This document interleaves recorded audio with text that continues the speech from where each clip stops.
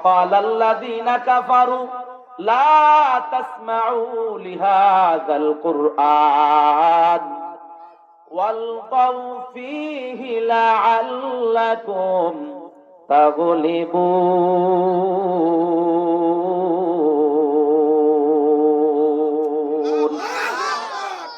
এই কালামে জিন্দা কুরআনে হাকিম হিকমতে উলায়া জালাস্তু কাদিম জামিউল ইলম ফিল কুরআনে হাকিম تقاصر عنه وفهم الرجال وها قرآن كلام الله بشرا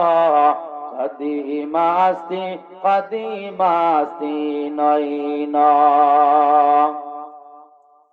আল্লাহ বললেন আমার কথাগুলা শুনবা, এটা আমি আল্লাহর ওয়ার্ডার। এর বিপরীত স্লোগান দিছে, না না কথাগুলা শুনতে পারবা না। যেখানে আল্লাহর কথা বলা হবে এখানে হট্টগোল করবা। আলহামদুলিল্লাহিল আকরামিল্লাযী খালাকাল ইনসান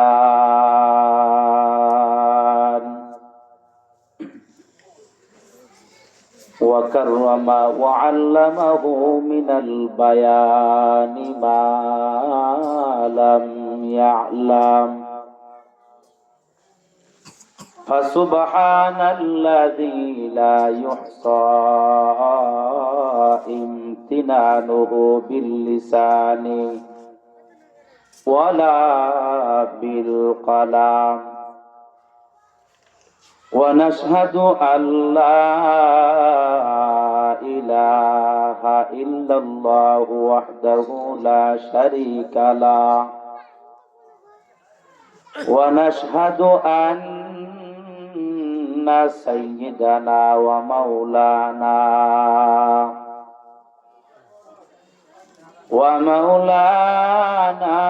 محمدا عبده ورسوله الذي أوتي جوامع الكلم وكرائم الحكام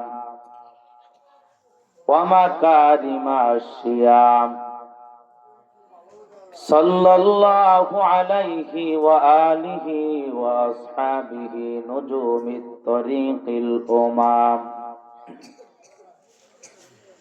أما بعد فأعوذ بالله من الشيطان الرجيم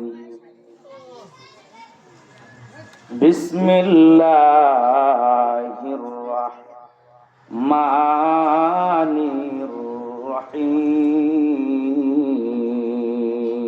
الرحيم فلولا نفر من كل فرقة منهم طائفة ليتفقهوا في الدين ولينذروا قومهم إذا رجعوا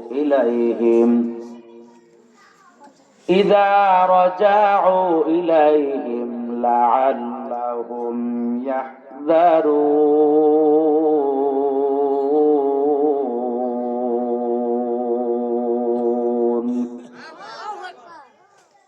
صدق الله مولانا العظيم وصدق رسوله النبي الكريم ونحن على ذلك من الشاهدين والشاكرين والذاكرين والحمد لله رب العالمين.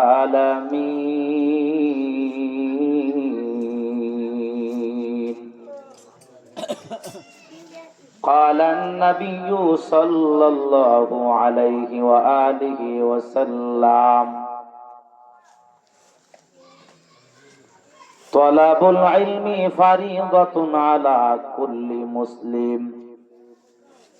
اللهم صل على محمد وعلى آل محمد কামা সাল্লাইতা আলা ইব্রাহিম ওয়া আলা আলি ইব্রাহিম ইন্নাকা হামিদুম মাজিদ। আল্লাহুম্মা বারিক আলা মুহাম্মাদিন ওয়া আলা আলি মুহাম্মাদ কামা বারাকতা আলা ইব্রাহিম ওয়া আলা আলি ইব্রাহিম ইন্নাকা হামিদুম মাজিদ। সুবহানাকা লা ইলমা লানা ইল্লা মা আল্লামতানা ইন্নাকা আনতাল আলিমুল হাকীম। রব্বি ইশরাহ লি সাদরি ওয়া ইয়াসসির লি আমরি ওয়াহলুল উকদাতাম মিন লিসানি ইয়াফকাহু কওলি। আলহামদুলিমান কদ্দারা খায়রাও ওয়া ফাবালা আলহামদুলিমান কদ্দারা খায়রাও ওয়া ফাবালা والشكر لمن صور حسنا وجمالا والشكر لمن صور حسنا وجمالا فرد صمد عن صفة الخلق بريء فرد صمد عن صفة الخلق بريء رب عزلي خلق الخلق كمالا رب عزلي خلق الخلق كمالا لا زد ولا ند ولا حد لمولى لا زد ولا ند ولا حد لمولى الآن كما كان ولم يلق زوالا الآن كما كان ولم يلق زوالا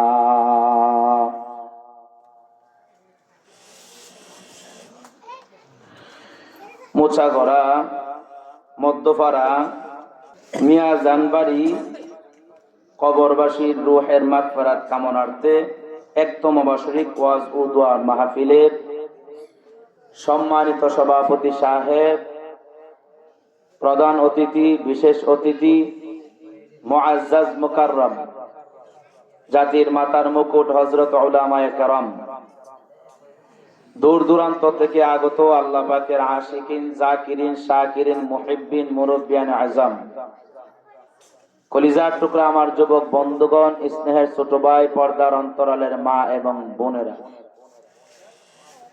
সর্বোপরি শুকর ও সুজদ যাদের অক্লান্ত পরিশ্রমের মাধ্যমে আজকের সুন্দর আয়োজন শোনার জন্য যারা এসেছেন, যারা যেইভাবে এই মাহফিলের সফল করতে গিয়ে যেইভাবে শ্রম দিয়েছেন, এর বিনিময়ে দুনিয়াতে শান্তি, পরকালের মুক্তির ব্যবস্থা করে দেখ। সবাই বলেন আমিন। আল্লাহ তাআলার দরবারে শুকরিয়া যে আল্লাহ তাআলা প্রচন্ড কুয়াশার ভেতরে আমাদেরকে যাচাই বাছাই করে হাজারো মানুষ থেকে সুস্থতার সাথে 10 মায়ের 10 সন্তানকে আপন হয়ে জান্নাতি এই পরিবেশে আসা বসার তৌফিক যে আল্লাহ তাআলা দান করেছেন, দয়াময় রব্বুল আলামিনের দরবারে মুসলমান হিসাবে ঈমানের আওয়াজকে উঁচু করে উচ্চ কণ্ঠে আল্লাহ তাআলার দেওয়া নিয়ামতের শুকরিয়া জবান খুলে আল্লাহ শিখানো ভাষা দিয়ে বলছি আলহামদুলিল্লাহ। লক্ষ কোটি দরুদ ও সালাম সাইয়্যিদুল মুরসালিন খাতামান নবিয়্যিন হাবিবে কিবরিয়া আশরাফুল আম্বিয়া নবী মুহাম্মদুর রাসূলুল্লাহ সাল্লাল্লাহু আলাইহি ওয়া আলিহি ওয়াসাল্লামের উপর তিলাওয়াতকৃত আয়াত বা হাদিসকে সামনে রেখে আমলের নিয়তে ইখলাসের সহিত আপনাদের সামনে কিছু কথা বলা আর আপনাদেরকে ধৈর্যের পরিচয় দিয়ে আমলের নিয়ত ইখলাসের সহিত কথাগুলা শ্রবণ করার আল্লাহ তাআলা তৌফিক দান করুক। সকলে জবান খুলে বলেন আমিন।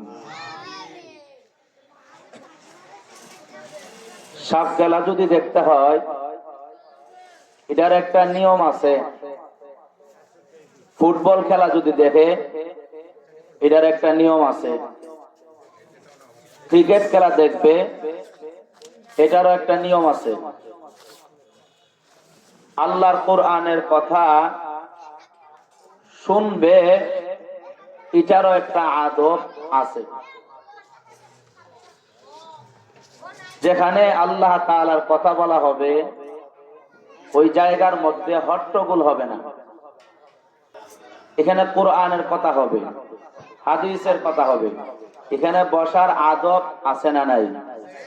ফুটবল খেলা দেখার সিস্টেম আছে, আল্লাহর কোরআনের কথা বলা শোনার আদব নাই। আল্লাহ তাআলা বলেন, وَإِذَا قُرِئَ الْقُرْآنُ فَاسْتَمِعُوا لَهُ وَأَنصِتُوا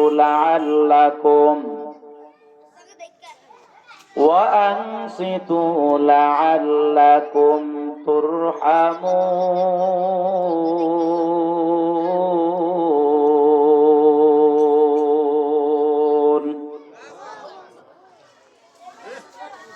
আল্লাহ তাআলা বলেন, যেই জায়গার মধ্যে আমি আল্লাহর কোরআন তিলাওয়াত করা হবে, যেই জায়গার মধ্যে আমি আল্লাহর কথা বলা হবে, এই জায়গার মধ্যে গুরুত্ব সহকারে আদব রক্ষা করে কথাগুলা শ্রবণ করতে হবে। এলোমেলো করা যাবে না, চিল্লা পাল্লা করা যাবে না, এদিক সেদিক তাকানো যাবে না। ও মুসাগরার মুসলমান, আল্লাহ বললেন যে এই জায়গার মধ্যে আমার আলোচনা করা হয়, এই জায়গার মধ্যে গুরুত্ব সহকারে কথাগুলা শ্রবণ করতে হয়। কার হুকুম? আল্লাহ তাআলা বলে, গোলাম যদি আদব রক্ষা করে কথাগুলা শ্রবণ করতে পারো, চুপ করে কথাগুলা যদি শুনতে পারো, আমি আল্লাহ তোমাদের সাথে ওয়াদাবদ্ধ, আমি আল্লাহ তোমাদের উপরে রহমত নাজিল করব। চিল্লায় কি বলা যাবে? সুবহানাল্লাহ।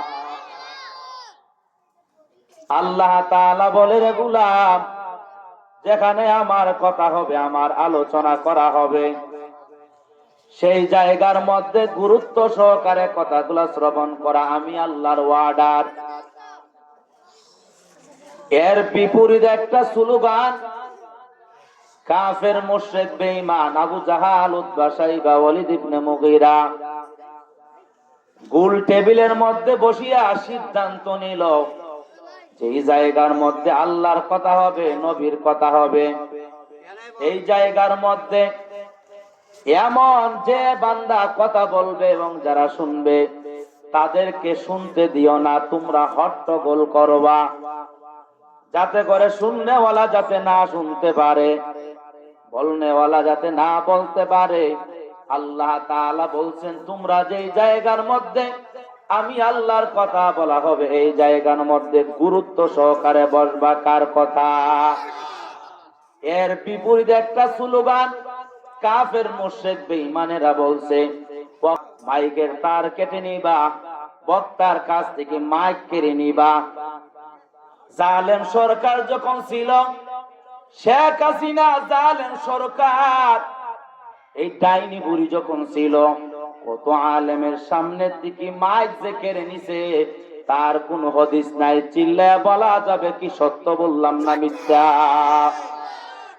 এরে নবীর উম্মত সত্য কথা বলছে, কোরআনের কথা বলছে, আল্লাহর দিকে মানুষদেরকে দাওয়াত দেওয়ার অপরাধে আল্লামা মামুনুল হক যখন বলল এই দেশের মধ্যে কোনো মূর্তি বানানো যাবে না, আল্লামা মামুনুল হক যখন বলল এই দেশে কারো বাবার নামে মূর্তি চলবে না, মূর্তি চলবে না, আমরা 90% মুসলমানের দেশ, এই দেশের মধ্যে সরকারি টাকা দিয়া বাবার মূর্তি বানাইবা, এটা আমরা হতে দিতে পারি না। কিন্তু মানে নাই। আলেমরা বলল কুরআন হাদিস থেকে, জালেমরা মানে নাই। এই জন্য এর পরিণতি মামুনুল হককে হাত পা বেঁধে তাকে শিকল লাগাইয়া গরুর রশি দিয়া টেনে টেনে তাকে আদালতে উঠানো হয়েছে।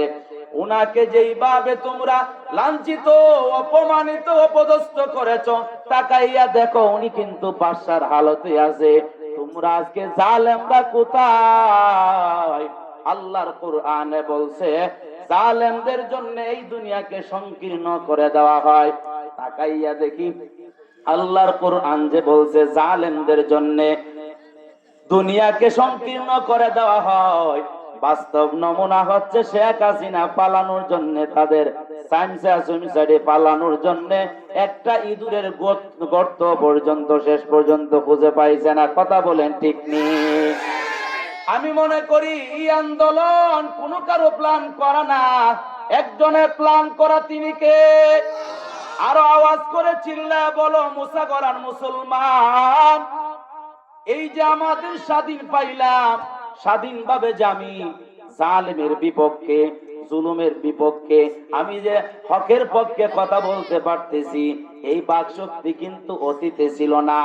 আমার মতো ছোট মানুষ কত মাহফিলে গেলাম, এই মাহফিলের আগে আমাকে ফোন দিয়ে দাওয়াত দিয়েছে, এরপর আবার ফোন দিয়ে বলছে, পোস্টার করার পরে ফোন দিয়া বলছে, মাওলানা আমাদের মাহফিলে তুমি আসবা না। জিজ্ঞাসা করলাম কেন? বলে আমাকে দাওয়াত দেওয়ার সময় কি বয়ান শুনো নাই?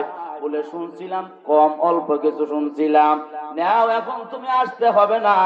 এরে আল্লাহর বান্দা, আমার মতো ছোট মানুষের কত প্রোগ্রাম এই জালেমরা বন্ধ করে দিয়েছে। কথা বলেন ঠিক বললাম নি?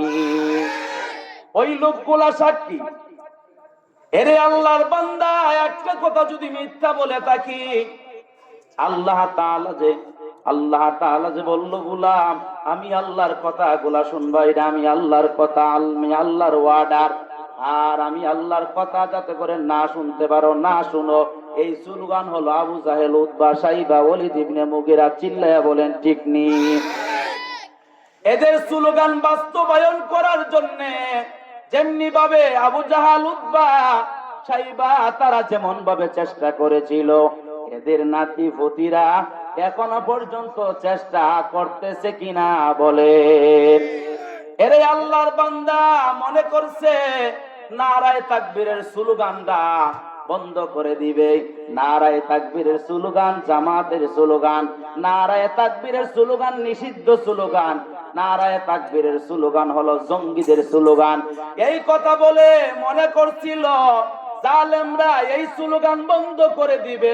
না না, আমাদের যুবকেরা যখন ক্রিকেট খেলতে যায় তখন নারায়ে তাকবীরের স্লোগান দেয়। যুবকেরা চিল্লায় বলো, মিথ্যা বললাম নাকি ঠিক বলছি? ইন্ডিয়াতে যখন ক্রিকেট খেলা হয় তখন নারায়ে তাকবীরের স্লোগান দিয়া দিয়া বিজয়ের মালা গলায় পরে আসে। কথা বলেন ঠিক নেই? আমরা এখান থেকেও বলতে চাই, নারায়ে তাকবীর কোন দলীয় স্লোগান না, নারায়ে তাকবীর কোন বাপদাদার স্লোগান না। নারায়ে তাকবীর স্লোগান একমাত্র আল্লাহ তার রাসূলকে শিখাইছে, রাসূল আমাদেরকে শিখাইছে। কথা বলেন ঠিক কিনা? আল্লাহ তাআলা বললেন, ওয়ারাব্বাকা ফাকাব্বির। ও নবী আমার, আমি আল্লাহর আওয়াজটাকে আপনি উচ্চ আওয়াজে বলবেন, উচ্চ আওয়াজে বলবেন। উচ্চ আওয়াজে আপনারা কত বলতে পারেন আমি একটু দেখতে চাই। আপনারা জবান করে বলেন নারায়ে তাকবীর। আল্লাহ তাআলার স্লোগানটা বলেন আল্লাহু আকবার। আরো জোরে আল্লাহ তাআলা যে জবান দিছে, জবানের হক আদায় করতে গিয়া আমরা সর্বোচ্চ আওয়াজ দিয়া বলছি, আল্লাহ তুমি যে বলছো রব্বাকা ফাকাব্বির, তোমার রবের, তুমি আমাদের রব, তোমার তাকবীরটা সর্বোচ্চ আওয়াজে দিতাম। আমরা আল্লাহকে রাজি করার জন্য বলছি আল্লাহু আকবার, আল্লাহু আকবার। আয় আল্লাহ, আপনি আমাদের এই স্লোগান আপনি কবুল করে নেন। সবাই বলেন আমিন। কাফেররা চেষ্টা করলো আপনি আমাকে ইসলাম থেকে সরাইয়া দিবে, ইসলাম আমাদের কাছ থেকে কেড়ে নেবে। কিন্তু আলহামদুলিল্লাহ, আল্লাহ শুকরের সাথে বলতে হয়, কাফের মুশরিক বেঈমানরা তারা শেষ হয়ে গেছে, কিন্তু ইসলাম শেষ হয় নাই, শেষ হবে না। কথা বলেন ঠিক নেই? এরে আল্লাহর বান্দা, এখানে আপনারা যারা বসছেন, বাচ্চারা যারা দৌড়াদৌড়ি করতেছে, একটা ছেলে আইসা বাচ্চাদেরকে নিয়ন্ত্রণ করো। আমি সবাইকে নিয়ে বসলাম, অনেক মানুষ আলহামদুলিল্লাহ। আল্লাহ তাআলা এই বান্দাদেরকে আল্লাহ তাআলা দ্বীনের জন্য কবুল করুক। সবাই বলেন আমিন। আমি আপনাদেরকে বলতেছিলাম, কাফের মুশরিক বেঈমানেরা তারা স্লোগান দিল, যেখানে আল্লাহর কথা বলা হবে, কোরআনের কথা বলা হবে, হাদিসের কথা বলা হবে, এই জায়গার মধ্যে সরাসরি বাধা দিবা, সরাসরি হট্টগোল করবা, মাইকের তার কেটে দিবা, প্যান্ডেল ছিঁড়ে নিবা, মাহফিল বন্ধ করে দিবা। এরকম ঘটনা আমাদের সোনার বাংলা হয়েছে কিনা বলে? আমরা আর হতে দিব না, দিব না। আল্লাহ তাআলা যেন আমাদের এই জন্মভূমিকে হেফাজত করে, ইসলাম ঈমান নিয়ে যেন আমরা চলতে পারি। সবাই বলেন আমিন। এখানে বসছেন, আমি আপনাদের সামনে যে আয়াত তিলাওয়াত করেছি, আয়াতের মধ্যে আল্লাহ তাআলা বলেন, হে গোলাম, তোমাদের মধ্য থেকে এমন কিছু লোক বের হয়ে যাও, তোমাদের প্রত্যেকটা গোত্র থেকে এমন কিছু লোক বের হও, তোমাদের প্রত্যেকটা সমাজ থেকে এমন কিছু লোক বের হও, প্রত্যেকটা এলাকার থেকে এমন কিছু লোক বের হও। আল্লাহ তাআলা বলেন, দ্বীনের ইলম, ইলমে দ্বীন শিক্ষা করার জন্য ঘর থেকে বের হও। আমি আল্লাহ চাই ঘর থেকে বের হইয়া দ্বীনে ইলম শিক্ষা অর্জন করিয়া আমি আল্লাহর জাহান্নামের ভয় এই বান্দাদেরকে শুনাইবা, শুনাইবা, তোমার গোত্রের লোকদেরকে তুমি শুনাইবা, তোমার আত্মীয় স্বজনদেরকে শুনাইবা। আল্লাহ তাআলা বলেন, ফালাউলা নাফারা মিন কুল্লি ফিরকাতিন মিনহুম তাইফাতুল লিয়াতাফাক্কাহু ফিদ-দীন ওয়ালিয়ুনযিরু কওমাহুম ইযা রাজাউ ইলাইহিম লাআল্লাহুম ইয়াহযারুন।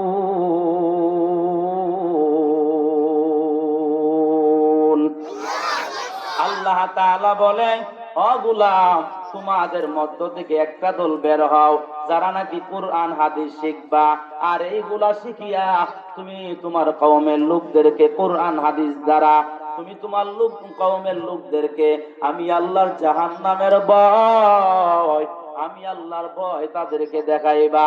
হতে পারে এই কথাগুলা শোনার পর আল্লাহ, আমি আল্লাহর কত বান্দা আছে, তারা আমি আল্লাহকে ভয় করবে, তারা আমি আল্লাহকে ভালোবাসবে। এরে নবীর উম্মতের দল, আমাদের দায়িত্ব ছিল ইলম অর্জন করা। আলহামদুলিল্লাহ, যতটুকু সম্ভব অর্জন করেছি। এখন দায়িত্ব হলো আপনাদেরকে জাহান্নামের ভয়ের কথা বলা। এতটুকু আল্লাহ তাআলার রহমতে চেষ্টা করতেছি। আল্লাহ তাআলা যেন এই মেহনত গুলা কবুল করে। চিল্লায় বলেন আমিন।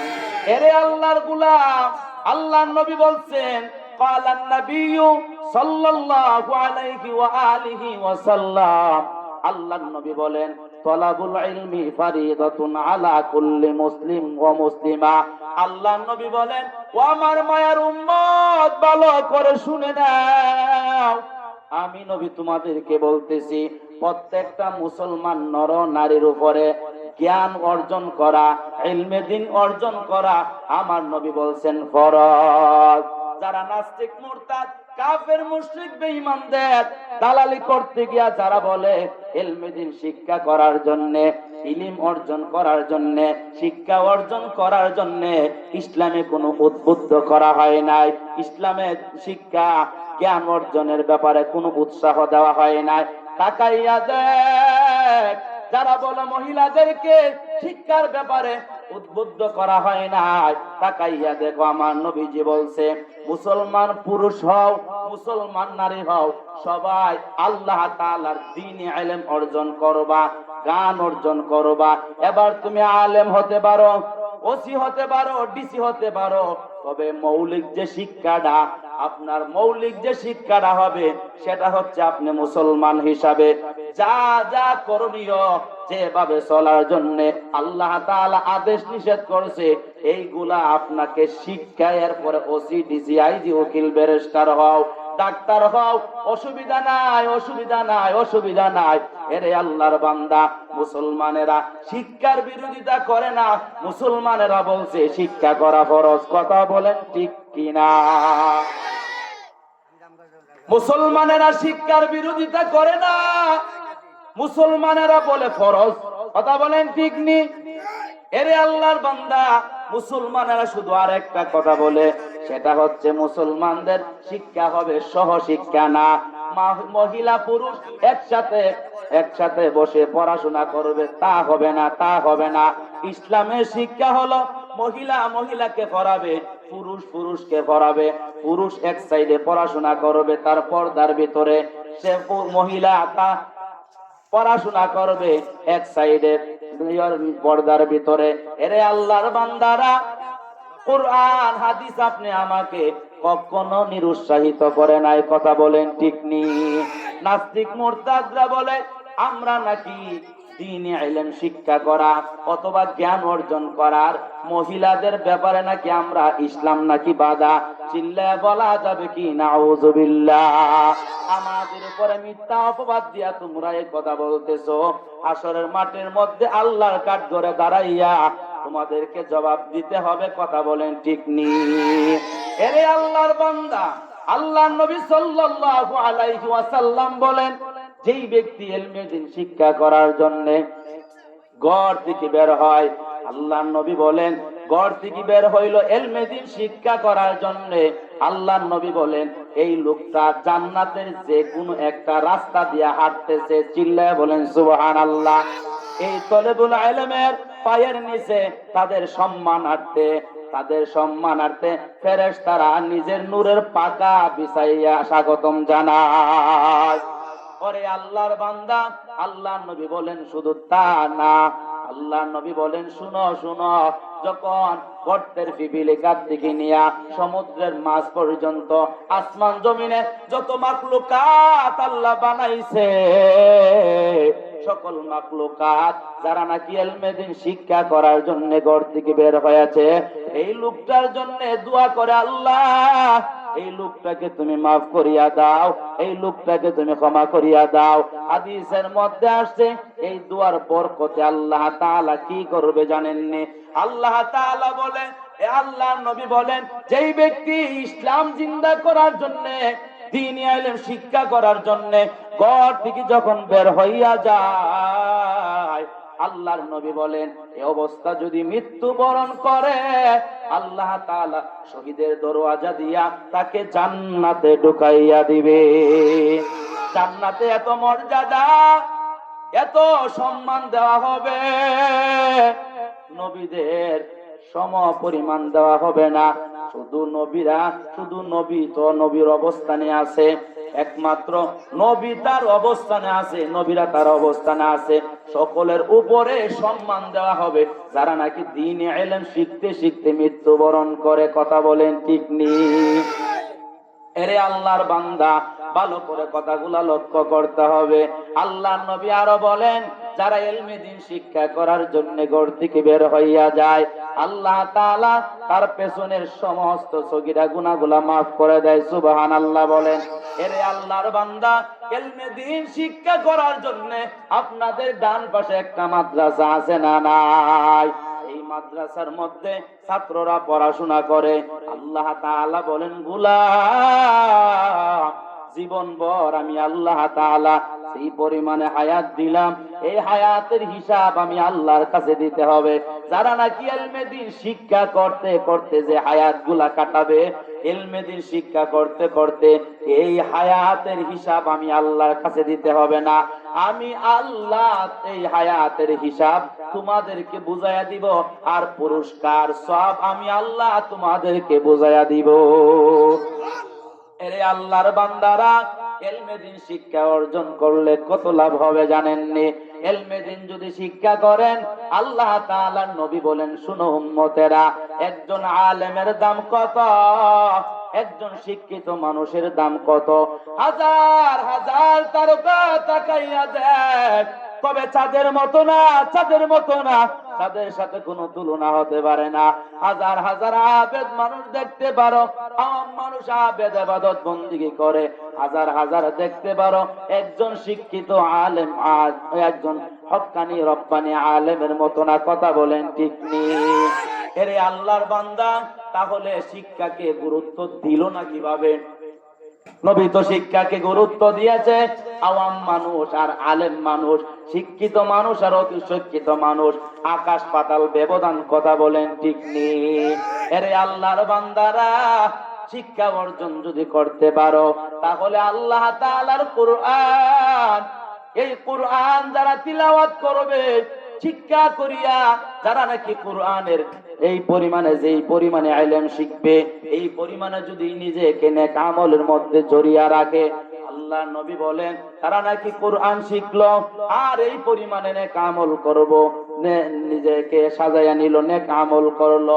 আল্লাহ নবী বলে, শুনো উম্মতেরা, ভালো করে শুনে নাও, যে ব্যক্তি ইলমে দ্বীন অর্জন করছে আবার এই পরিমাণে ইবাদত বন্দেগী করে, আল্লাহ নবী বলেন কিয়ামতের দিন তার মা তার বাবাকে এমন মুকুট পরাইয়া দেওয়া হবে, সূর্যের কিরণের চাইতে, সূর্যের উজ্জ্বলতার থেকে আরো সুন্দর, আরো উজ্জ্বল।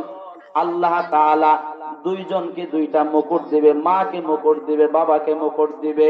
ওই সময় হাফেজে কুরআনের মা বাবাকে সম্মান এবং স্বাগতম জানাবে। যারা শিক্ষিত হবে, শিক্ষার গুরুত্ব আছে না নাই? আছে।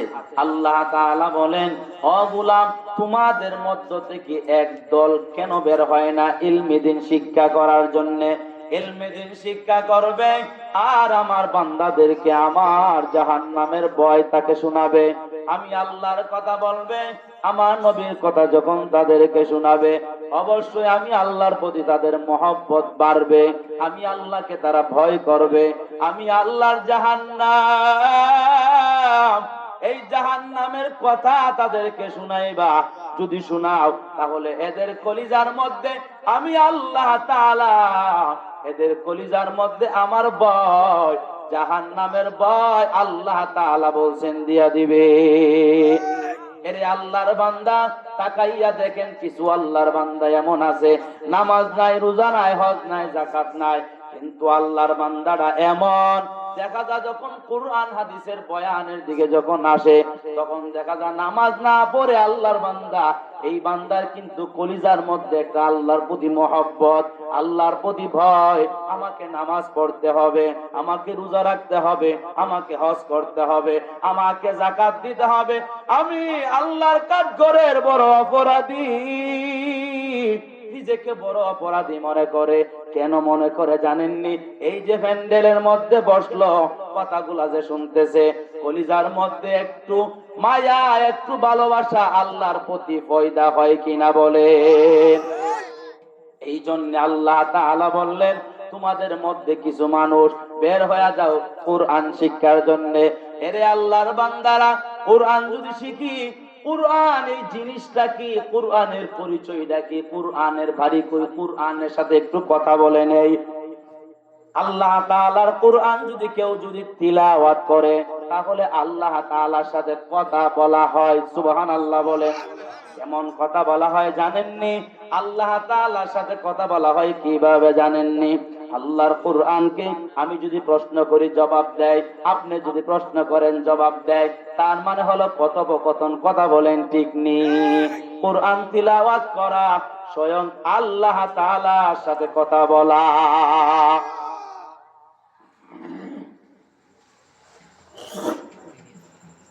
এরে আল্লাহর বান্দা, কোরআনের সাথে কথা বললে আল্লাহর সাথে কথা বলা হবে কিভাবে? দেখি তো কোরআনের সাথে কথা বলা যায় কিনা। কোরআনকে যদি প্রশ্ন করি, ও কোরআন, তুমি তোমার ভাষা দিয়া তুমি বলো তো তোমার নামটা কি? কোরআন বলেন, বাল হুয়া কুরআনুম মাজিদ,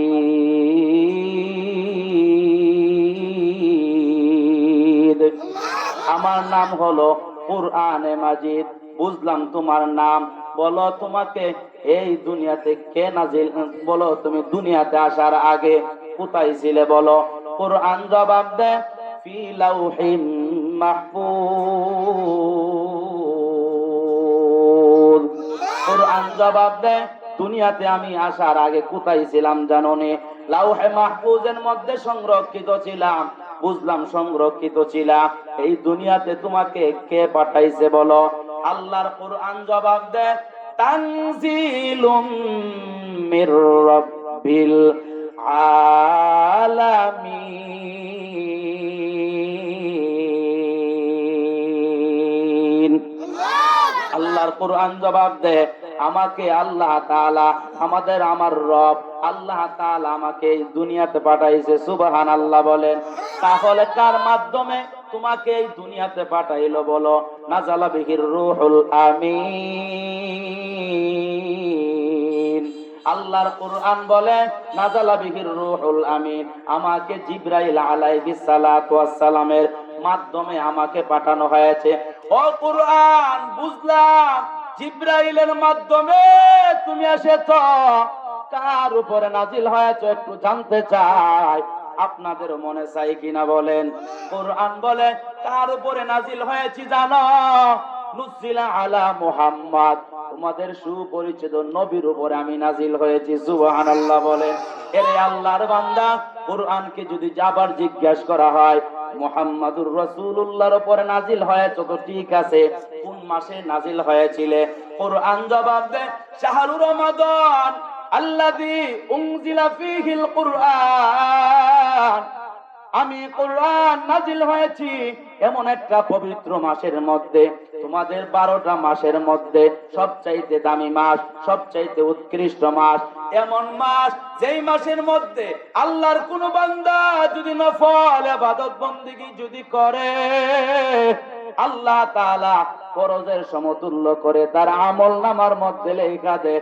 চিল্লায়া একবার বলা যাবে কি সুবহানাল্লাহ? এরে আল্লাহর বান্দা, এমন একটা মাস যেই মাসের মধ্যে কেউ যদি ফরজ আদায় করে, আল্লাহ তাআলা নবী বলেন 70 রাকাত, এক রাকাত যদি ফরজ আদায় করে 70 রাকাত ফরজ আদায় করার সওয়াব বান্দার আমল নামার মধ্যে লেখা দেয়। এমন একটা মাসের মধ্যে আমি নাজিল হইলাম যেই মাসের মধ্যে অনেক দাম, অনেক দাম, অনেক দাম। এই দামি মাসের মধ্যে আল্লাহর পক্ষ থেকে রমজান মাসের মধ্যে আল্লাহ আমাকে নাজিল করেছে। এরে আল্লাহর বান্দা, কোরআনকে যদি জিজ্ঞেস করি বলো না কোন রাত্রিতে তুমি নাজিল হয়েছিলে বলো? কোরআন জবাব দেয় ইন্না আনজালনাহু ফি লাইলাতিল কদর, লাইলাতুল কদরি খায়রুম মিন আলফি শাহর তানাজ্জালুল মালাইকাতু ওয়ার রূহু ফিহা বিইذনি রাব্বিহিম মিন কুল্লি আমর। আল্লাহ তাআলার কোরআন বলে এমন একটা বরকতময় রাত্রিতে নাজিল হয়েছে যেই রাত্রের ব্যাপারে আল্লাহ তাআলা নবীকে প্রশ্ন করেছে, ও নবী এই রাত্রের ব্যাপারে কি আপনার ধারণা আছে? ও নবী এইটা খায়রুম মিন আলফি শাহর, 1000 মাসের চাইতে বেশি লাগাতার ইবাদত বندگی যদি করেন যত নেকি হতো এত নেকি হবে লাইলাতুল কদর রাত্রে যদি কোনো আল্লাহর বান্দা ইবাদত করে। এমন একটা বরকতপূর্ণ রাত্র আল্লাহর নবী আল্লাহর কাছে বলেছিলেন, আল্লাহ আমার উম্মতের হায়াতের সীমারেখা কম, আমার হায়াতের সীমারেখা কম, কিন্তু আমার উম্মতেরা কিভাবে অন্য নবীর উম্মতদের সাথে আমলের বেলা পাল্লা দিবে? পয়গম্বর নূহ নবী দাওয়াত দিয়েছে, 950 বছর দাওয়াত দিয়েছে, আর আমি শুধু দাওয়াত দিলাম কয়দিন, আমার উম্মত হায়াত পাবে কয়দিন? ও আল্লাহ, আমার উম্মত অন্য নবীদের উম্মতদের সাথে আমলের বেলায় পাল্লা দিবে কিভাবে? আল্লাহ তাআলা বলেন, ও পয়গম্বর কোনো টেনশন নাই, চিন্তা নাই, কোনো টেনশন করবেন না, কোনো টেনশন করবেন না। আমি আল্লাহ তাআলা এমন একটা মাস দিব, এমন একটা রাত্র দিব এই রাত্রের মধ্যে এক রাত্র ইবাদত করলে আল্লাহ আমি আল্লাহ তাআলা 1000 মাসের চাইতো বেশি লাগাতার ইবাদত বندگی করলে যত নেকি হতো তার চাইতে বেশি নেকি আমি আল্লাহ আপনার উম্মতকে দান করে দিব। আল্লাহ আল্লাহ क्या मुबारक नाम है अल्लाह अल्लाह आशिकू का काम है अल्लाह अल्लाह इजे शिरीन नाम शिर शकर निकुनत जानम तमार या इलाही तू मेरा माबूद है या इलाही तू मेरा माशूक है। আল্লাহ তাআলা বলেন কুরআনকে জিজ্ঞেস করলাম বলো তুমি কোন রাত্রিতে নাজিল হয়েছো বলে আমি লাইলাতুল কদর বরকতপূর্ণ একটা রাত্রিতে নাজিল হয়েছি সুবহানাল্লাহ বলেন। এ কুরআন বলো তোমার ভাষা কি বলো কুরআন জবাব দেয় ইন্না আনজালনাহু কুরআনান আরাবিয়াল লাআল্লাকুম তাআকিলুন।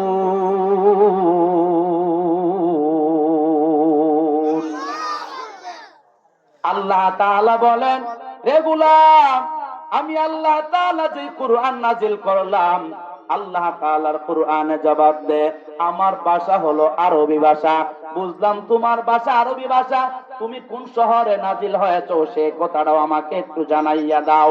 কুরআন জবাব দে লা উকসিমু বিহাদাল বালাদ এই শহরের মধ্যে মক্কা অবস্থিত কাবা অবস্থিত এই মক্কা নগরীতে আমি নাজিল হয়েছি সুবহানাল্লাহ বলে।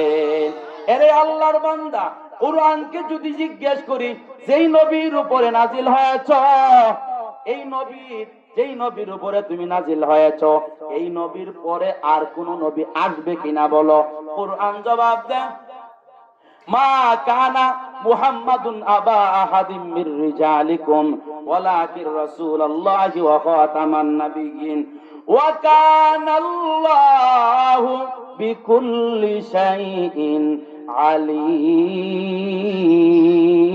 আলিমা। আল্লাহ তাআলার কুরআনে জবাব দেয় না না এই নবীর পরে কোন নবী আসবে না আসবে না।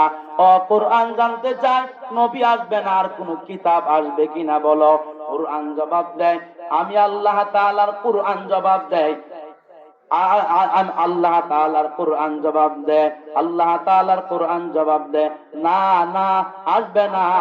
আল ইয়াউমা আকমালতু লাকুম দীনাকুম ওয়া আতমামতু আলাইকুম নি'মাতি ওয়া রাদিতু লাকুমুল ইসলাম দীনা তোমাদের ইসলাম তোমাদের দ্বীনকে আমি আল্লাহ তাআলা তোমাদের নিয়ামতকে পরিপূর্ণ করে দিয়েছি। আর কোন কিতাব আসবে না আর কোন নবী আসবে না। নবীর পরে নবী নাই সংসদে আমরা মুসলমান হিসাবে আইন চাই। যারা বলবে নবীর পরে নবী আছে তারা কাদিয়ানীরা কাফের কথা বলেন ঠিক কিনা? কাফের কাফের কাফের কাফের কাফের কাফের যতবার আপনি বলবেন কাদিয়ানী কাফের আল্লাহর জাতের কসম করে অতবার নেকি লেখা হবে।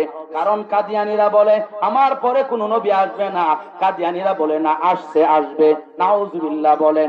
আল্লাহর কুরআন এরপরে আর কোন কিতাব আল্লাহ তাআলা নাজিল করবে না। এই নবীর আশিকের দল ও আমার মুসাগরার মুসলমান ভালো করে কথাগুলো লক্ষ্য করতে হবে। এখন শেষ পর্যায়ে কোরআনকে জিজ্ঞেস করলাম সব তোমার কাছে চাইলাম পেয়েছি এখন বলো তুমি যে নাজিল হয়েছো কেন নাজিল হয়েছো? কোরআন জবাব দেয় আমি নাজিল হয়েছি হুদাল্লিল আলামিন আমি নাজিল হয়েছি আল্লাহ তাআলা আমাকে নাজিল করেছে একটা কারণ সেইটা হলো গোটা মানব জাতিকে হেদায়েত দেওয়ার জন্য। এখন বলেন যারা কোরআনের ইলম অর্জন করবে তাদের দাম আছে না নাই? তাদের মূল্য আল্লাহর দরবারে আছে না নাই? এরে আল্লাহর বান্দারা বেইলম একজন লোক, আর একটা আছে আলেম একজন লোক, সবাই সমান হতে পারে না। পরে নবীর উম্মতের দল কাফের মুশরিক বেঈমানেরা তারা চাইছিল আল্লাহর কোরআনের আওয়াজকে বন্ধ করে দিব, ঠিক নেই? তারা চাইছিল, কিন্তু আলহামদুলিল্লাহ আল্লাহ শুকরের সাথে বলতে হয় পারে নাই তো পারে নাই, ইনশাআল্লাহ আল্লাহ শুকরের সাথে বলতে হয় তারা কিয়ামত পর্যন্ত চেষ্টা করতে পারবে, কেউ পারবে না। এই কোরআনের আওয়াজ মিটানোর ক্ষমতা পৃথিবীর কোনো মানুষের নাই। কেন জানেননি? অন্য অন্য কিতাবের দায়িত্ব আল্লাহ তাআলার জিম্মাদারিতে নেন নাই, তাওরাতের দায়িত্ব আল্লাহ তাআলার জিম্মাদারিতে নেয় নাই, এই জন্য বিকৃত করে ফেলেছে। জাবুরের দায়িত্ব আল্লাহ তাআলার নিজের জিম্মাদারিতে নেয় নাই, এই জন্য বিকৃত করে ফেলেছে। জাবুরের, ইনজিলের এইগুলার দায়িত্ব আল্লাহ তাআলার নিজের জিম্মাদারিতে নেন নাই। কিন্তু কোরআনের বেলা হলো বিপরীত। আল্লাহ তাআলা বলেন, নবী আমার, আপনাকে যে নিয়ামত দিলাম, আপনাকে যে কোরআন দিলাম, আপনাকে যে একটা জীবিত একটা মুআজিজা দান করলাম, এই মুআজিজা আমি আল্লাহ তাআলা রক্ষা করব। আমার জিম্মাদারিতে কোরআনের হেফাজতকারী আমি আল্লাহ। এই জন্য তাকাইয়া দেখেন 12 বছরের একটা বাচ্চা, আল্লাহ 30 পারা কোরআন শরীফের হাফেজ আছে না নাই? গেছে বছরও আপনাদের পাশের যে মাদ্রাসা, এই মাদ্রাসার মধ্যে 5 জন ছাত্র ফাঁকি দেওয়া হয়েছে, এর আগের বছর মনে হয় 7 জন দিয়েছে। এইভাবে আলহামদুলিল্লাহ আপনাদের এলাকার মাদ্রাসায় বলেন, আপনাদের এলাকার মধ্যে অনেক মাদ্রাসা আছে না নাই? এই মাদ্রাসাগুলোর থেকে হাফেজ হচ্ছে কিনা বলেন? আল্লাহর কোরআন মুখস্থ করে সিনার মধ্যে ধারণ করে রাখতেছে। এই যে আল্লাহর কোরআন মুখস্থ করে করে সিনার মধ্যে ধারণ করে রাখতেছে, আপনি কি মনে করেন এটা এরা করতেছে? না না, উপর থেকে একজন আল্লাহ তাআলা তাদের সিনার মধ্যে দিতেছে। এই কোরআন চিনি নেওয়ার জন্য যত চেষ্টা করছিল, যত চেষ্টা করবে, কোন চেষ্টা সফল হওয়া সম্ভব হবে না। কথা বলেন ঠিক নেই? এরে আল্লাহর বান্দা, এখন আমি আপনাদের কাছে একটু জানতে চাই, বলেন কোরআনের পক্ষে আছেন নাকি যাবেন? আল্লাহ তাআলার কোরআনকে, আল্লাহ তাআলার হুকুমতকে, এই জমিনের মালিক কে? আসমানের মালিক কে? এই জমিনে হুকুম চলবে কার? আমরা গণতন্ত্র মানি না, আমরা কোন তন্ত্র মন্ত্র দিয়ে আমরা দেশ শাসন হোক এগুলা চাই না। 50 বছর থেকে 52 বছর পর্যন্ত আমরা দেখলাম তন্ত্র মন্ত্র দিয়া যা হয়েছে, একে অপরের প্রতি জুলুম ছাড়া আর কিছুই হয় নাই। কথা চিল্লায় বলেন ঠিক কিনা? আল্লাহ তাআলা বলেন, গোলাম এই জমিন আমার, আমি আসমান আমার, সবকিছু আমার, আইন চলবে আমার। কথা বলেন ঠিক নেই? যারা বলে কোরআনের আইন আসলে আমরা স্বাভাবিক চলতে পারবো না, এরে আল্লাহর বান্দা, এখন তো আপনার মায়ের রক্তের নিরাপত্তা নাই, আপনার বোনের ইজ্জতের কোনো নিরাপত্তা নাই। এরে আল্লাহর বান্দা, জালেম সরকার যখন ছিল ওই সময় কত যুবলীগ, কুত্তা লীগ, বিলাই লীগ, এই লীগ গুলা এমন ভাবে মায়ের সামনে স্ত্রীকে, স্ত্রীর সামনে স্বামীকে, স্বামীর সামনে স্ত্রীকে দর্শন করছে, মায়ের সামনে সন্তান, মায়ের সামনে সন্তানের সামনে মাকে দর্শন করছে। আছে না নাই? এরকম পত্র পত্রিকা পাইছেন কিনা বলেন? এরে আল্লাহর বান্দা, বানায় যদি কথা বলি এইখানে বলবেন হুজুর আপনি বানায়া বলছেন। এইগুলা পত্রিকার রিপোর্ট গুলা আমরা বারবার যখন দেখি আমাদের চোখে পানি আসে, আর মনে হয় আল্লাহর কোরআনের আইন যদি এই দেশে যদি বাস্তবায়ন হতো, নারী তার অধিকার পাইতো, পুরুষ তার অধিকার পাইতো, সবাই যার যার অধিকার নিয়ে নিরাপদে বেঁচে থাকতো। কথা বলেন ঠিক নেই? আল্লাহর কোরআন যখন জমিনের মধ্যে যখন ছিল, আল্লাহর কোরআন যখন এই জমিনের মধ্যে যখন শাসন করত, তখন মানুষের অবস্থা তো এমন হয়ে গেল, এক যুবক যুবতীকে দেখলো রাস্তার মধ্যে, দেখা গেল প্রচন্ড আশেপাশে ডানে বামে কেউ নাই, সুন্দর যুবতী মেয়ে, চিন্তা করলো সামনে যুবক, আমার বড় ভয় হয়, আমার এত দিনের লালিত ইজ্জত আজকে মনে হয় বিনষ্ট হয়ে যাবে। আজকে মনে হয় দুলিশাত হয়ে যাবে। ওই যুবতী একদিকে এক পা আগা আর এক পা পিছা, এইভাবে করতে করতে এক পর্যায়ে যুবক সামনে নাক বরাবর আসলো। আয়েশা বলল, মা তুমি কি টেনশন করো? তুমি কি মনে করছো তোমার ইজ্জত আমি নষ্ট করব? না, আমি তোমাকে মা বলে স্বীকার করতেছি না। আমি তোমার ইজ্জতের পাহারাদারি দিয়া আমি তোমাকে গন্তব্যস্থলে পৌঁছায়া দিব। এইটা হলো। জিজ্ঞাসা করলো যুবতী মেয়েটা, এই আদর্শ কোথা থেকে শিখছো বলো? বললো, এই আদর্শ পৃথিবীর কোন মানুষ আমাকে শিখায় না, এই আদর্শ শিখাইছে কুরআন আর সুন্নাহ। কিছুদিন আগেও মক্কার মানুষেরা রাস্তার মধ্যে মেয়ে দেখলে ইফটিজিং করত, দর্শন করার চেষ্টা করত। কিন্তু এখন দেখা যায় তোমরা এত আমানতদার হয়ে গেছো, তোমরা এত ভালো হইলা কিভাবে? বলল, আল্লাহর কোরআনের শাসনের কারণে। আল্লাহর কোরআনের, কিছুদিন আগে আমি মুসলমান হয়েছি, আমি ইসলাম গ্রহণ করেছি, এই জন্য আমার কোরআনে নিষেধ করেছে, আমার রসুলে নিষেধ করেছে, এই জন্য আমি মুসলমান হিসাবে আপনার ইজ্জতের পাহারাদারি হইল আমার জিম্মাদারি। কোরআন দিয়া যদি দেশ চলে, আপনি আমার কারো কোনো ক্ষতি নাই। আপনি দরজা লাগাইয়া ঘুমাইতে পারবেন, ডাকাইতে করবে না, চুরি করবে না। ওমর রাদিয়াল্লাহু তাআলা আনহু যখন তিনি রাষ্ট্র ক্ষমতার মধ্যে ছিলেন, এই অবস্থার মধ্যে উনি ঘুরে দেখতেন কোথায় কি হয়, কে কোন হালতে কি অবস্থা আছে, ছদ্মবেশে ঘুরে দেখতেন। একদিন এক মাঠের মধ্যে গেলেন, এক রাখালকে বললেন, রাখাল ভাই, শত ছাগল দেখা যায়, এই ছাগল একটা আমার কাছে বিক্রি করে দাও, টাকা নিয়ে যাও। বলল, ছাগলের মালিক আমি না, অসুবিধা কি? ছাগলটা দিয়া বিক্রি করে নাও, আর টাকা তুমি নাও, মুনাফা তুমি পাইবা। আমিও ক্ষুধার্ত মানুষ, আমি ছাগলের দুধ দহন করে আমি খাবো। বলল, তোমার বেড়া তো লম্বা কম হইছ না, আমি যে বললাম এটা আমার না। বলল, অসুবিধা কি?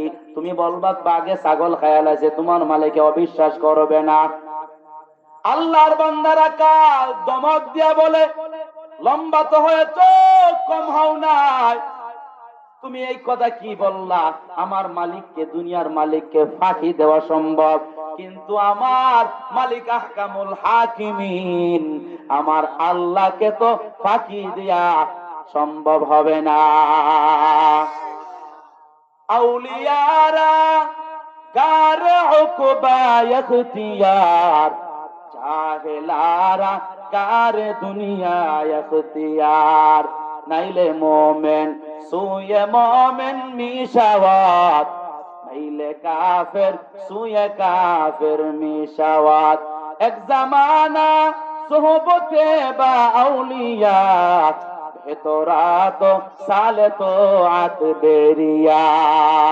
এরে আল্লাহর বান্দা, এই কথা বলার পর ওমর রাদিয়াল্লাহু তাআলা আনহু বলল, বাবা, এই দেশের রাষ্ট্রপ্রধানকে কি তুমি চিনো? বলে, না চিনি না। রাষ্ট্রপ্রধানের নাম কি? বলে, ওমর। আমি ঠিক সেই ওমর।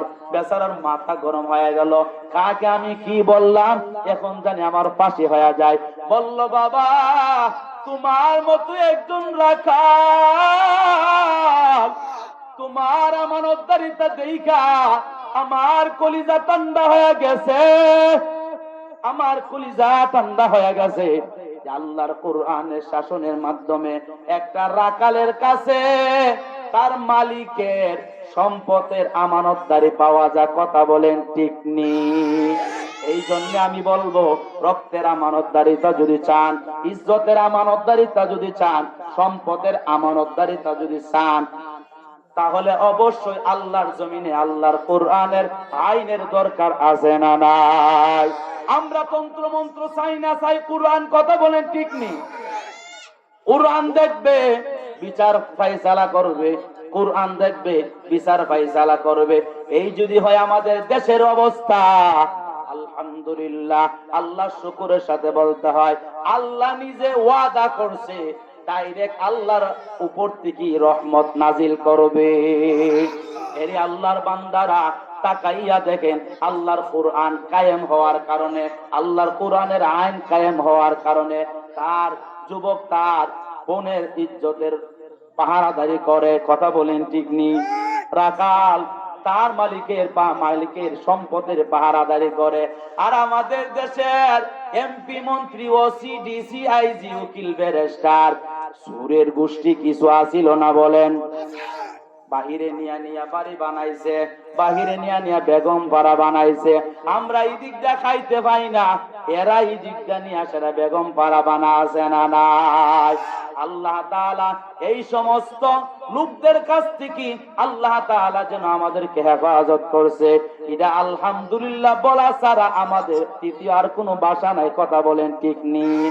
আমরা তো ভেবেছিলাম আমাদের মাথার উপরে যেইভাবে চেপে বসছিল মনে হয় তান্ডার ওড়েন যেত না, কিন্তু আলহামদুলিল্লাহ আবাবিল পাখির মাধ্যমে যেইভাবে আল্লাহ তাআলা কাবাকে রক্ষা করেছিল, ঠিক সেইভাবে আমাদের দেশ আল্লাহ তাআলা ছোট ছোট মাদ্রাসার স্কুলের ছাত্র ভাইদের মাধ্যমে আমাদের দেশকে হেফাজত করেছে। চিল্লায় বলেন সুবহানাল্লাহ। আমি এদেরকে বলি হাকিমুন নফস। আল্লামা মুফতি মুশতাকুন নবী বলে এরা এই যুগের আবাবিল পাখি। কথা বলেন ঠিক নি? ছোট ছোট বাচ্চারা দাড়িও উঠছে না, মুছও উঠছে না, এদের কথা শুনলে এদেরকে একসময় গালি দিছিল, বলছিল এরা নাকি মোবাইল নিয়ে বইরা থাকে। দেখো মোবাইল নিয়ে বইরা থাকে না, তোমাদেরকে কথা বলে তারা মোবাইল চালা, দেখো টেলাটা টামলাও। কথা বলেন, মোবাইল নিয়ে বইরা থাকে রাজাকারের বাচ্চা। একটা কথা বলছিল, একটা কথা এমন একটা অবস্থানে গেল শেষ পর্যন্ত পালানোর জন্য রাস্তাটাও খুঁজা পাইছে না। এরে আল্লাহর বান্দারা, এই জন্য বলবো কথা বলবেন সাবধানে, চলবেন সাবধানে। যে কথা বলছেন এই লোকটা তো এখনো টেনশনে আছে, আহারে কেন এই কথাটা বললাম, আহারে কেন এই কথাটা বললাম। এই কথাটা যদি না বলতাম, নিয়ে আসেন এই কথাটা যদি না বলতাম তাহলে মনে হয় এই কাজটা আর হইল না। হইলে কথা বলেন ঠিক নেই? আল্লাহ বলে তোমার জবান দিয়ে বাইর করার দায়িত্ব আমার, তোমাকে হটানোর দায়িত্ব আমার। আল্লাহ তাআলা হলে সবচেয়ে বড় কৌশলকার। আল্লাহ নবীকে চতুর্দিক দিয়ে ঘেরাও করে ফেলছে, মেরে ফেলবে, কিন্তু বাঁচানোর মালিক একজন। চিল্লায় বলেন কে? আল্লাহ তাআলা তো তাই করলেন। ও নবী, আপনাকে চতুর্দিক দিয়ে ঘেরাও করে ফেলছে, আপনাকে মেরে ফেলবে। আমি আল্লাহ তাআলা আপনাকে বাঁচায়া দেই। শুনেন, আপনি হাতের মধ্যে বালু নেন, সূরা ইয়াসিনের আয়াতগুলো পরে ফু দেন, দেওয়ার পর আপনি ছিটায়া দেন, নিরাপদে মক্কা থেকে মদিনায় হিজরত করতে রওনা দেন। আবু বকরের দরওয়াজার মধ্যে গিয়ে ডাক দিল আবু বকর। আবু বকর বলল লাব্বাইকা ওয়া সাআদাইকা ইয়া রাসূলুল্লাহ। আল্লাহর নবী আশ্চর্য হয়ে বললেন, আবু বকর 2-1.5 বছর আগে বলছিলাম তুমি আমার হিজরতের সাথী হইবা, ডাক দেওয়ার সাথে সাথে তুমি জবাব দিয়ে ফেলছো, তার মানে কি তুমি কি ঘুমাও না? আবু বকর বললেন, নবী আমার, যেই দিন থেকে আপনি বলেছিলেন হিজরতের সাথী হব, ওই দিন থেকে আমি আবু বকর পিঠে বিছানা রাতে লাগাই নাই। আমি এতটা মহব্বত করি আপনাকে। শুধু আমি তা না, আমার ছোট্ট মেয়ে আসমাটাও ঘুমায় না। আমার ছোট্ট মেয়ে আসমা মক্কা থেকে মদিনায় লম্বা সফর, এই সফর আমার নবী করবে, বড় কষ্টের সফর। এই সময় নাস্তা বানাইয়া বানাইয়া দৈনিক অপেক্ষা করে নাস্তা দিয়া দেওয়ার জন্য। এরে আল্লাহর বান্দারা, নাস্তা দিয়া দেওয়ার জন্য অপেক্ষা করে। এরে আল্লাহর বান্দারা, আল্লাহর নবীর সাহাবী আবু বকর বলেন, তাকাইয়া দেখেন নবী আমার। শুধু আবু বকর, আমি তা না, আমার মেয়ে তা না, গাছের মধ্যে একটা উট বেঁধে রাখলাম আমাদের বাহনের জন্য। এই উট পর্যন্ত ঘুমায় না, একমাত্র আপনার মহব্বতে। চিল্লায় একবার বলা যাবে কি সুবহানাল্লাহ? এখন বলেন, মারতে চাইছিল কাফেরেরা, বাঁচাইছে কে? কাবা ঘর ধ্বংস করতে চাইছিল হাতিওয়ালা বাহিনীরা, বাঁচাইছেন কে? দেশটাকে বাপ পুতে মিল্লা মা পুতে মিল্লা, দেশটা চাইছিল গিল্লা খায়ালাইতো, বাঁচাইছে কে? আল্লাহ তাআলা আমাদেরকে যেন এই দেশের মধ্যে ইসলামী হুকুমত কায়েম করার মতো আমাদের সবাইকে যেন চেষ্টার মধ্যে অংশগ্রহণ করার তৌফিক দান করে, সবাই বলেন আমিন। সুবহান রাব্বিকা রাব্বিল ইজ্জাতি আম্মা ইয়াসিফুন ওয়া সালামুন আলাল মুরসালিন আলহামদুলিল্লাহি রাব্বিল আলামিন। গতকাল একজনে ফোন দিছে, 1 মিনিট, একজনে ফোন দিছে দিয়ে এসে বলতেছে, হুজুর আমি মুগ্রামের ওই পাশের এরপরে না নিয়ামতপুরের একজন হুজুর ফোন দিছে, হুজুর আপনারে মাহফিলও নিতাম, কত টিয়া লাগবো? আমি টিহা চুক্তি করুন, এটা আমি নিয়ত করছি যে আমি মরণ পর্যন্ত আমি যদি ভিক্ষা কইরা খাই কোনো কারোর কাছে মাহফিল কইরা টিহা আছে। আলহামদুলিল্লাহ বলে নিয়ত করছি, গাড়ি ভাড়া দিলে দিব, না দিলে নাই। 300 টাকা দিচ্ছে। আজকেও আমার দোস্তের বলছে, দোস্ত বড় যে ওয়াজ করছিলাম তোর মন আসেনি, 300 টাকা যে দিছিল, 8 টাকা গেছিলাম, 8 টাকা যে ঠিক আছে।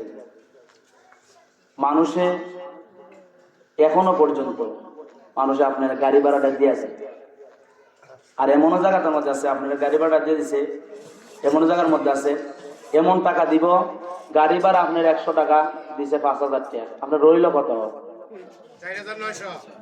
তাহলে আপনি চুক্তি করতে পারেন? দরকারই নাই। ফিজিকের মালিক কেডা? কোন বুঝে? হ্যাঁ হ্যাঁ, আমার ছাড় নাই, আমার চাওয়া টাওয়া কোনো নাই। আল্লাহ তাআলা আমাকে যেন এই নস্কার ভেতরে তাইকা যেন আল্লাহ মরণ পর্যন্ত এই লাইনে খেদমত করতে পারি, আপনারা বলেন আমিন।